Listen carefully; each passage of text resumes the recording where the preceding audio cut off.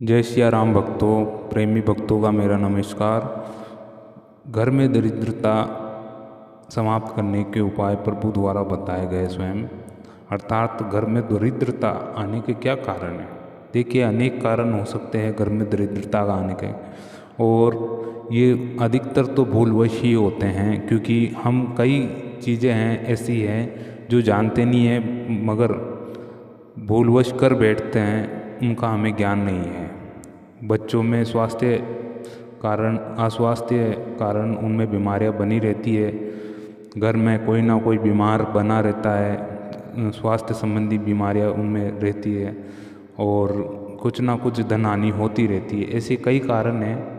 देखिए, अगर आप एक नकारात्मक जीवन शैली जी रहे हैं तो उसमें थोड़ा बदलाव करना बहुत ज़रूरी है, क्योंकि नकारात्मक जीवन शैली के जरिए ही ये सभी अवगुण और ये नकारात्मकता जो घर पर बनी रहती है चारों तरफ, जिससे कि ना तो कोई अच्छा काम सफल होता है, ना ही किसी प्रकार के स्वास्थ्य संबंधित लाभ होता है।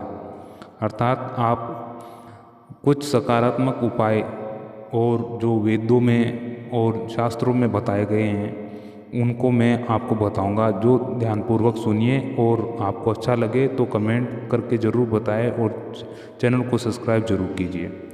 देखिए, जब आप सुबह उठते हैं तो प्रभु का ध्यान मगन करते हुए नाम जप कर भी लेते हैं। जब सूर्योदय होता है तब आप ऐसे कीजिए कि आप एक तांबे के लोटा भर के और उसे आपकी छत पे जाए और सूर्य को अर्घ दे, यानी सूर्य नमस्कार भी कीजिए आप, ताकि आपकी पूरी शरीर में ऊर्जा बनी रहे। देखिए, सूर्य को अर्घ देने से मतलब है कि आपके अंदर एक पॉजिटिविटी है। सूर्य किसका प्रतीक है? सूर्य उन्नति का प्रतीक है। सूर्य कभी भी अंधकार नहीं फैलाता। जहाँ अंधकार होगा वो प्रकाश के माध्यम से सारी दुनिया में उजाला कर देगा। पूरी सृष्टि में केवल एक ही माध्यम है प्रकाश का, वो है सूर्य। तो आप इस सूर्य का अर्घ्य देके और उन्हें नमस्कार प्रकट कीजिए, उनका आभार प्रकट कीजिए कि आपने इस पूरी सृष्टि में प्रकाश फैलाया है, तो हमारे जीवन में भी आप प्रकाश फैलाए रखें और हमारे सभी शारीरिक कष्ट को और घर की नकारात्मकता को दूर कर दीजिए। दूसरा ये है कि अगर आपके घर में तुलसी का पौधा है तो सबसे अच्छी, नहीं है तो लाके आप उगा दीजिए। तुलसी के पौधे को ऐसी जगह उगाए जो कि आपका द्वार खोलते ही आपके सामने तुलसी का वो पौधा दिखाई दे। अर्थात आपके द्वार के सामने कोई गेट खोलेगा तो तुलसी पौधा, उसमें दीपक जलाने की व्यवस्था रखें, ताकि आप सुबह और शाम दीपक कर सकते हैं उसमें देखिए आप, क्योंकि श्री हरि का वास ही तुलसी में। तुलसी और हरि दोनों एक तरह से पति पत्नी हैं। इसको वृंदावना भी कहा गया है तुलसी को। तो आप तुलसी का बहुत महत्व है। अगर आप तुलसी को दिन रात उनमें दीपक कर रहे हैं, जल दे रहे हैं, तो भी आपके घर में से नकारात्मकता हट जाएगी और पॉजिटिविटी आएगी काफ़ी हद तक। देखिए, दूसरा ये है कि आप जब भी खाना खाते हैं तो एक निवाला आप उस परमेश्वर के नाम दीजिए जिसने आपको ये अन्न खाने के लायक बना रखा अभी तक, जिससे कि आप ये भली भांति और एकदम अच्छी व्यवस्था से उस अन्न को खा पा रहे बिना किसी परेशानी के।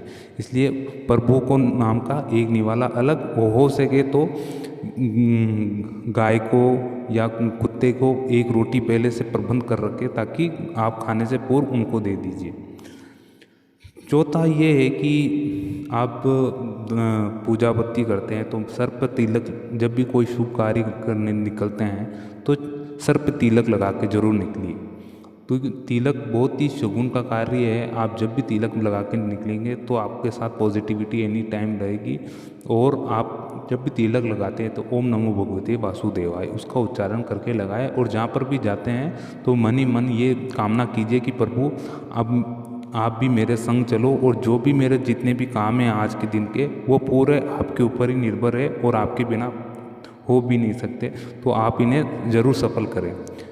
देखिए, और पांचवा एक आखिरी उपाय मैं आपको बताता हूँ जो बहुत अच्छा है, मगर करते बहुत कम लोग हैं, क्योंकि उनका विश्वास अपने धार्मिक ग्रंथों पर उठता सा जा रहा है। क्योंकि देखिए ये इतनी सहज जी बात है जो लोग बहुत समझ नहीं पा रहे, बहुत ही इसका रोंग वे लेते हैं, मगर बहुत अच्छी बात है कि आप घर में अपने धार्मिक ग्रंथों को रखते हैं।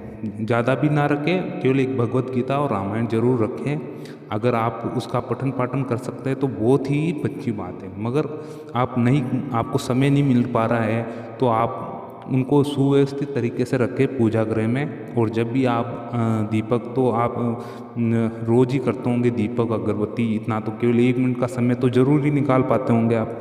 तो आप ऐसा कीजिए कि आप उस भगवत गीता और रामायण उस पर फूल हो तो फूल सबसे अच्छी बात है, वरना उस पर एक बार लाल कपड़े से ढक के रखिए और ज़मीन से ऊंचे स्थान पर रखिए। स्टैंड वगैरह आते हैं उसके लिए, आप उनको प्रणाम कीजिए। और सबसे अच्छा होगा कि आप उसमें से 1 या 2 श्लोक जरूर पढ़ लें उनमें से, ताकि आपके घर के अंदर जो वातावरण नकारात्मकता का है वो पूर्ण रूप से हट जाए।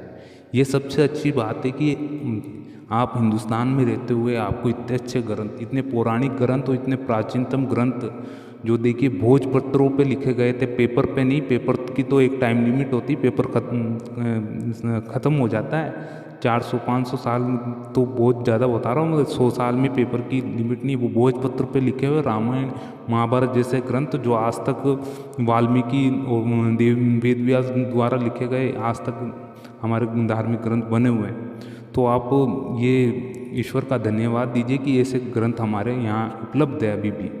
और इनका मनन कीजिए, पठन पाठन कीजिए और ये सकारात्मक जीवन शैली जिए और सरल जीवन शैली जिए, आपको बहुत ही अच्छा लाभ मिलेगा।